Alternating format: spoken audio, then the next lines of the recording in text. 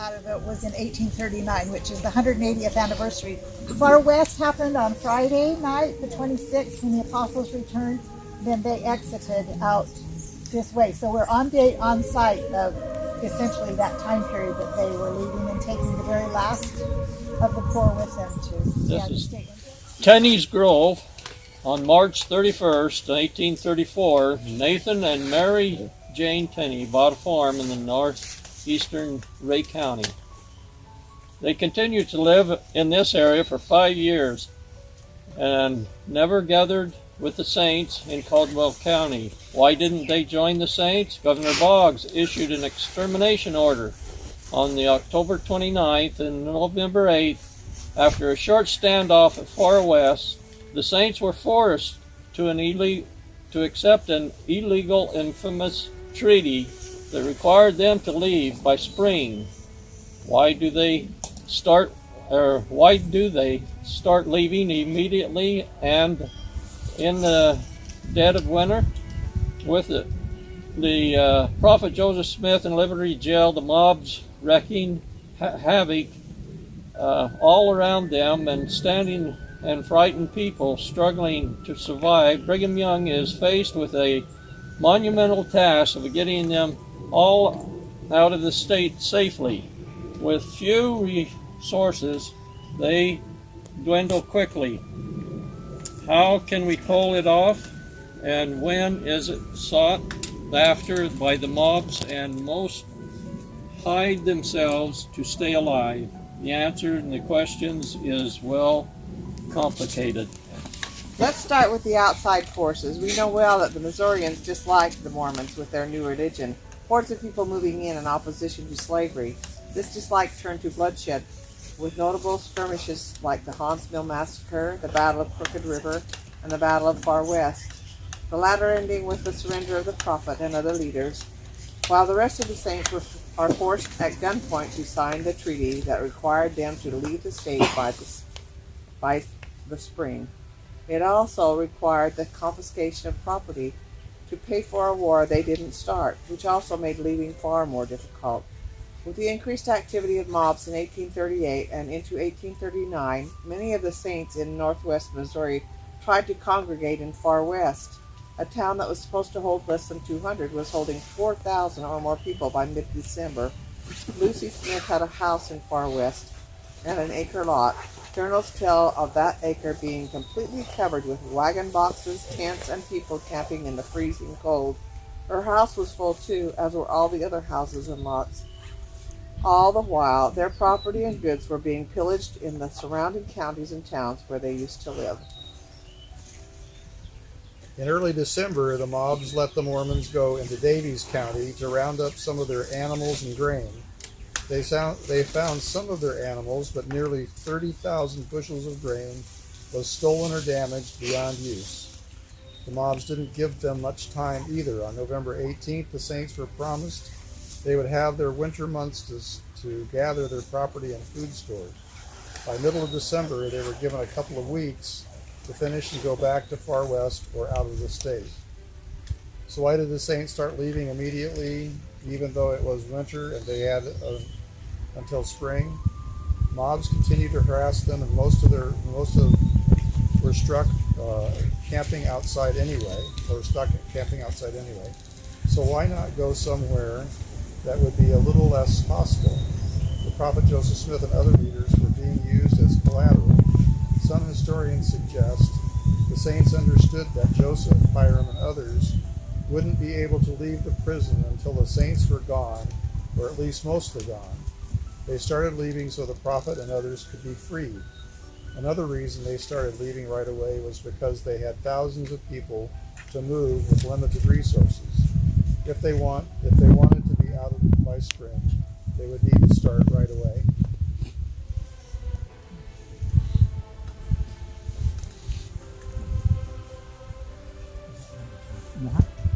Number 4 says, pose the question, did the state do anything to help the Mormons after allowing lawless mobs to help cause unprovoked casualties and millions of dollars in damages to property?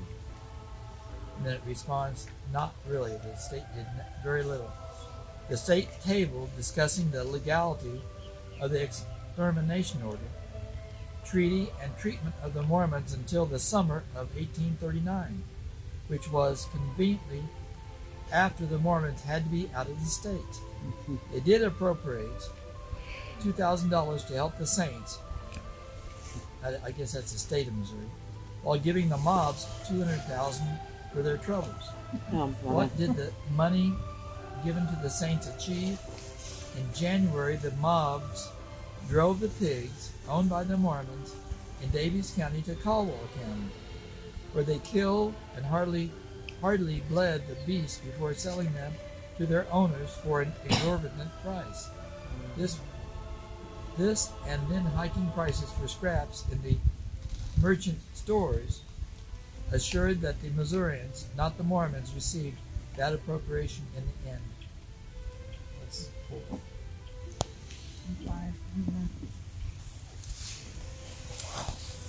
I imagine it didn't take Brigham Young long to realize that he could only rely on the Lord and the saints to get them out of the state. In mid-January, Brigham Young asked Bishop Edward Partridge to supervise the removal of the poor saints. Bishop Partridge was just recently released from prison himself and had his own family to get out of danger. He declined. I think Brigham realized this wasn't a one-man supervision kind of operation, so he called for a public meeting on January 26th, where leading men discussed how, during the present emergency, the saints could depart immediately. Due to the extreme poverty of many, compliance with the state/mob's demands was a seeming impossibility. The meeting approved appointing a research committee of 7, including Young, Taylor, and Kimball, who would draft an appeal to Missourians for assistance, reach out families actually destitute, and learn what the saints themselves could contribute. A second priesthood meeting 3 days later approved 2 key measures that undergirded the Exodus program for the next 3 months. They created a 7-man committee on removal chaired by William Huntington and manned by Charles Byrd.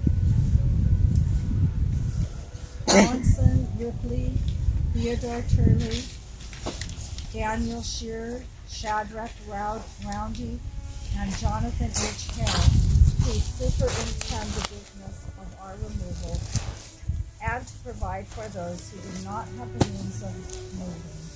Brigham Young created and won approval for the members' covenant, committing them to stand by and assist one another to the utmost of our ability. Signers agreed to donate non-essential properties to the committee to produce means for removing the worthy poor. Within a few days, 380 saints had signed the covenant. 6. It was this committee that organized the use of limited carts and teams to get thousands of saints to Quincy. They would load up as many families as they could and send them off and ask them to send back the wagon and teams as soon as possible. The committee gathered supplies and sold property to secure the means to remove the poor who could not remove themselves. There are 2 routes that most of the saints took. A northern route was preferred by church leaders as it was less populated and ran less risk of mob attacks. The southern route went through more towns and so offered an opportunity to ask for assistance and shelter from willing citizens. There weren't many willing citizens, so this route was by no means easier. The first stop on this southern road was Tinney's Grove.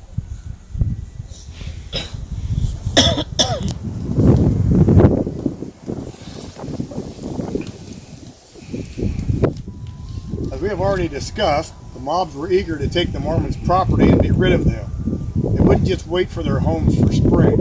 As the number of Mormons dwindled, the danger increased for those left to wait for the wagons to return. By April 13, the committee had moved all but 30 or 40 families when armed men from Daviess counties ordered them to be out of the county by next Friday night, which gave them 6 days to do that which was required to take a month.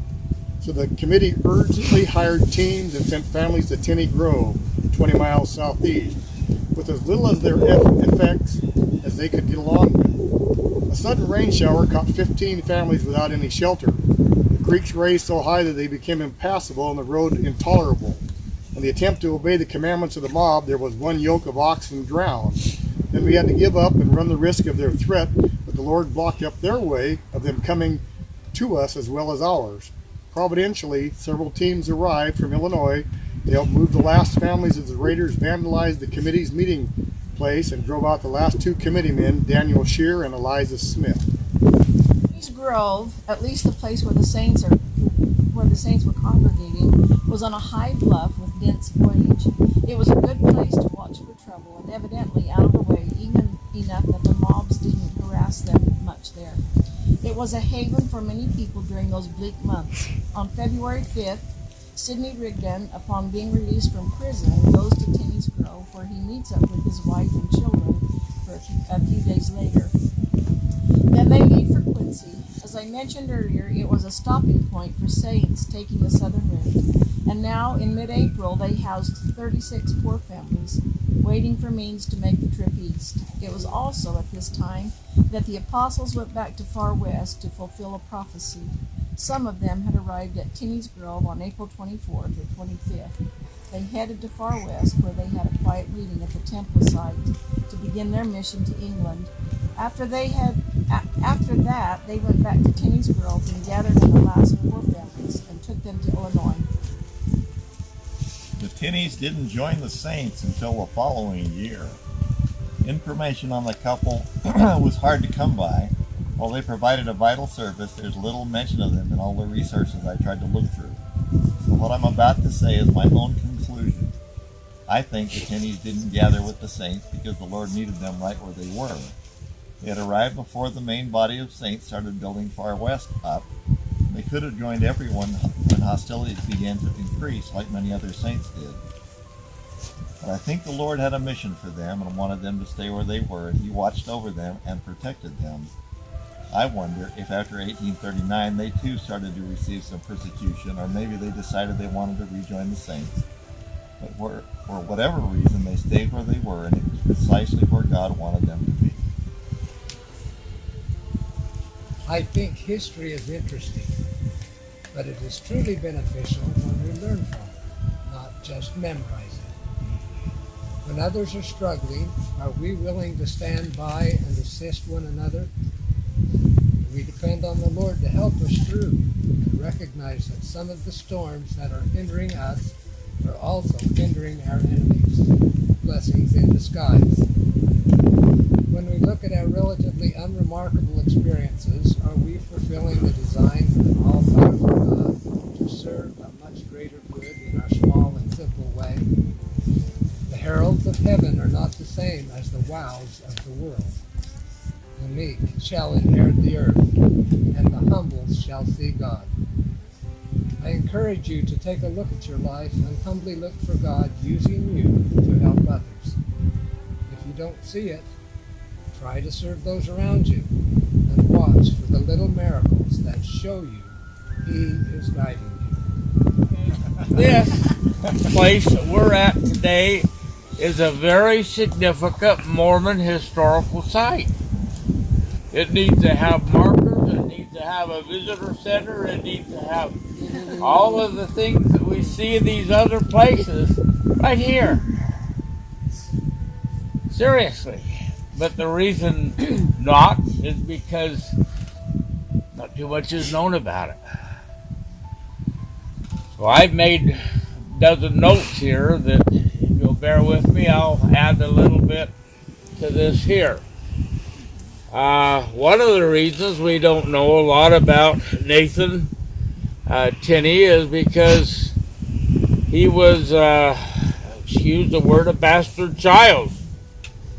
He was adopted into the Linville family. and his real father, his name was William, and later on, his father William came together with the Linvilles, the Callaways, and the Van Brunts, and they settled Ray County. They were the first settlers in Ray County, especially these other families, because Tinney didn't bring his identity out until he married Carolyn Linville. And because he was married into that family, the Linvilles gave him property and stuff like that. And that was how he acquired some of this property in this area. But these other families also went up into Caldwell County and all through Ray County. They were the family settlers of Ray County. They came in as early as 1820. So those were the families that kind of established this area. You say, well, why did the Mormons pick this area? Look around you. What could you see? What could you describe? What do you see here? A vantage point. We're on a high elevation for one, aren't we? Huh? Yeah. What's usually found on high elevations? Temples. Okay? They were looking for Mormon settlements, sites. Potentially, as the area grew, this would be a temple site. Now, there was never one dedicated that I know of. It never got to that point. What's another thing you see right here? If you were Mormons hiding from people, where would you go? Hide behind the tree. A place like this. Trees everywhere. You're on the high ground or battles. This is just a good hiding place. Not only that, but it's a mile and a half in Ray County. In Caldwell County, they were run out of Caldwell County. There were bad guys in Ray County too, but they didn't know about this site. Okay? So these are some things that you can observe here. When the order to eliminate the Mormons in Clay County came, then they all came to Ray County? No, they were ordered out of the state. Oh, state. Okay. Okay. But they were kind of a little safer here than they were Caldwell County and Far West. And as a result, this was a meeting place. This was a place of refuge. Whether the Tinneys participated in that, as the article said, I really can't say on that. They must have. But this was a good hiding place, you might say. And when the wagons and stuff came from Quincy, Illinois, they would meet the Mormons here that were coming from Far West, and they'd kind of ferry them back and forth. Remember, this committee originally it was 7 people were chosen to be the removal committee from Far West. Well, that was enlarged to 11 people, and so those 7 or 11 people were primarily still there when the apostles came to Far West on the 26th. Now, the 28th is an important date. They met at Far West and they excommunicated 31 people, I think, mostly Isaac Russell's group that came from Canada. There was Gibbs that was one of the prisoners with Parley P. Pratt. He was one of the excommunicated people. There were two young men that were ordained 70s there on the cornerstone at Far West. One of them was Norman Shearer. He was mentioned in here. He was released from prison on the 24th, with the Far West 26th, and he's back here at Tinney's Grove helping people move out here on the 28th. So after the apostles finished their moving the cornerstone and the work that they did there at Far West, completing that revelation, fulfilling that revelation. They came back here. Now, that's 2 days later. Most of these people were walking. It takes 2 days. One account says that it's 22 miles from Far West to Tinney's Grove. That's as the crow flies. That's not the way they came. They came left Far West on the Richmond Road that went through Crooked River, right where Bogart's camp was. That was the main road. And they went straight down south out of Far West. Then when they got far enough south, they came directly east here to Tinney's Grove, and it was 32 miles coming that way. Too far to go in a day's travel. That was pretty good day's travel for a wagon and a horse too. So that's part of the significance of Tinney's Grove here. I have a couple other notes.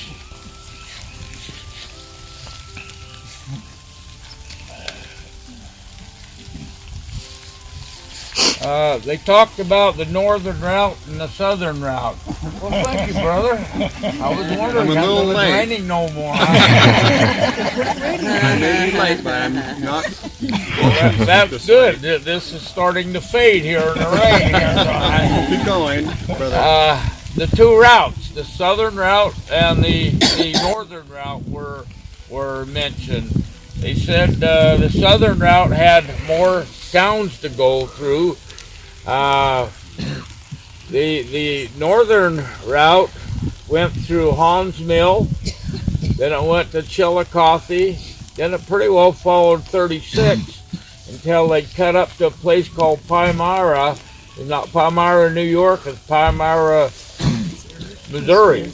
And then they crossed the river there, you see, at that site. The southern route, they came through Tinney's Grove in a town called Keatsville. That's over in Carrollton County. DeWitt, Keatsville, Huntsville. There's another historical Mormon site, Huntsville, on over Monroe there. That was another stopping place. Another story. It's kind of far to go for an MMFF, but it's a significant place that even have a Mormon hill over there in Huntsville where they identified where the Mormon stayed.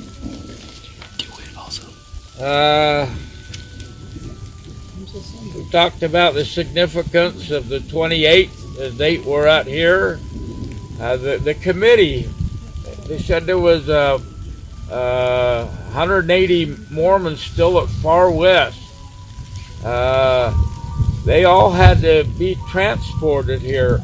The prophet's mother talks about coming through Tinney's Grove.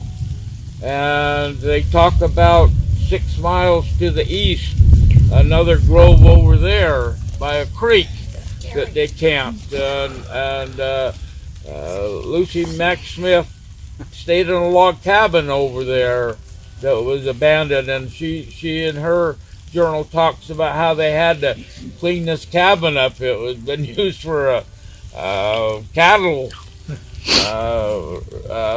pen and everything else. There's some interesting stories. Parley P. Pratt. There's a lot of different accounts of them leaving Far West and stopping at Tinney's Grove. So as you read these different accounts, you learn just a little bit about Tinney's Grove.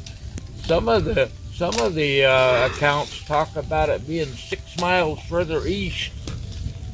Now the Tinneys, they didn't stay here very long. They moved on to Berry County, Missouri, which is right on the Arkansas. The what? It's starting to lightning. So you better hurry. Yeah. Okay. Their goal was to go to Texas and Arkansas, and so So if you're looking for where they're buried and stuff, it's not here. It's not in this cemetery. The only people you'll find in this cemetery are some Linvilles and Caraways, I believe. All the others, there's no Tinneys buried here in this cemetery. As far as I know, there's no Mormons. I've studied. You get it on the internet, and you can see who is buried here. There's no Tinneys buried here either. They're buried either in Arkansas or Texas. So this was not a stopping place. This was not a permanent place. Maybe they were here because the Lord put them here for a period of time, but this wasn't their home. Do we have any idea where they were around here? Is the cemetery site Tinney's Grove? I really don't know if there's a Mormon hill here, particular. A couple accounts talk about it maybe being 6 miles further east on a creek. They talk about a grove being there too. This was not.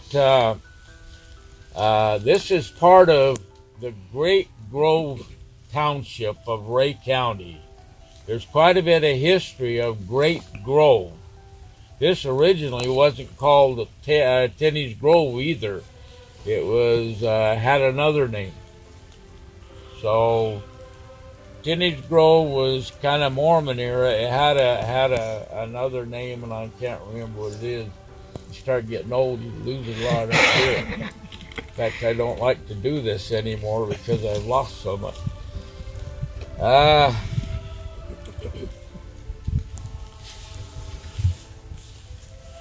If you want to read more about this, you can read the history of Ray County. If you go to the history of Ray County, there's little bits of the family Linvilles, the Van Brooks, the Caraways, a little teeny bit on the Tinneys, and it tells you about the founders of Ray County. That's where you get some information about this. Another source is William Hartley. I can't remember his BYU article, but he writes extensively, 30-40 page article in the BYU studies about the moving of saints out of far west, the removal of the saints. Hey dear, In our, it's starting to light we got up. lightning now. We need to do. Okay.